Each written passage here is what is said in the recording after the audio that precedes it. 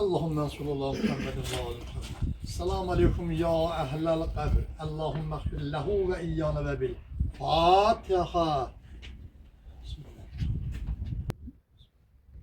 Kul huvallah. Ben yeledi veren gördüm. Kul lehu kuhuven. Allahümme sallallahu Muhammed ve aleyhi. Allah rahmet eylesin. Allah'tan müşahitlerimize rahmet eylesin. Hakikaten bugün güneşli havada, rahat hayatta, emin aman şeraitdə, firavan yaşayışda hamımız Habil kişinin oğlu Ramil kimi şəhidlərə borçluyuz.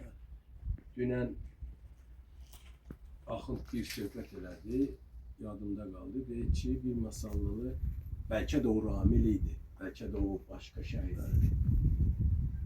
Tankı sürürdü. Qabaqdan da biz bir tankdaydıq. Mənim qardaşım şəhid olmuşdu. Mən geledim şəhid qardaşımı götürəm. Buna da dedim ki, sən də tankı döndər ki, şəhid qardaşımı aparaq. Bu isə mən qardaşımı götürüb gələnə qədər gördü ki, bir yol var, o yoldan erməni tankları gəlir.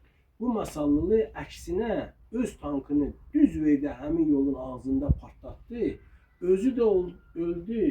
Ermənilərin yolunu da bağladı. Belə şəhidlər bu günümüzə bağışlayır. Ona görə də biz səmimən hər dəfə şəhidləri ziyarət edəndə mənəvi rahatlıq tapırıq. Səmimən. Bəlkə də onlara təşəkkürümüzü belə bildik. Başqa neyə bilərik?